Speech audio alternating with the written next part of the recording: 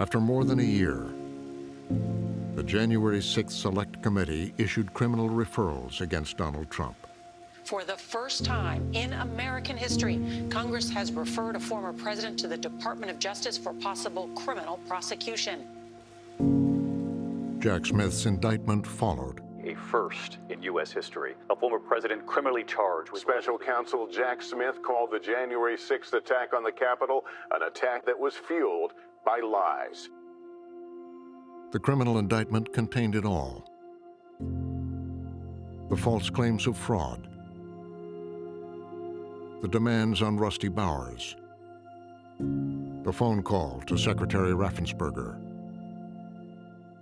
the conspiracy theories about Shay Moss and Ruby Freeman, the pressure on the Department of Justice, pushing Vice President Pence to overturn the election, and the president's actions on January 6th. But a criminal trial will be very different from the committee's hearings. A committee hearing is not a federal court trial. There's barely any rules other than what the committee says there are. The rules of evidence don't apply, and they will very much apply in federal court.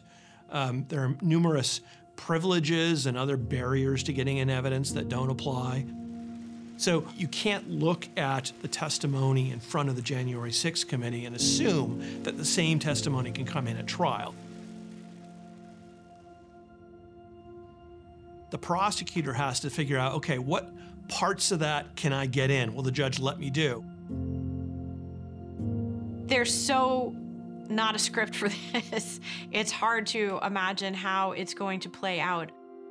Donald Trump is going to be the defendant and the candidate all wrapped into one. It's just unprecedented. The state Supreme Court has ruled to remove Donald Trump from the state's 2024 ballot. Trump's attorneys say that he is immune from prosecution because he was president of the United States. There is a real possibility the trial will be delayed. The question is, how long? Trump's best strategy right now is delay.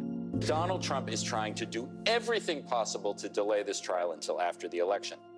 Because he is a very unusual defendant in terms of his potential power.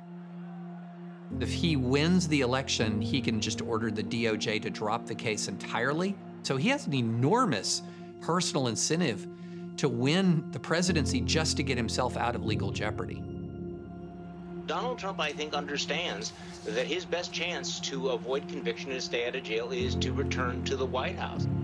Trump's defense is aimed not just at the courts, but also the voters.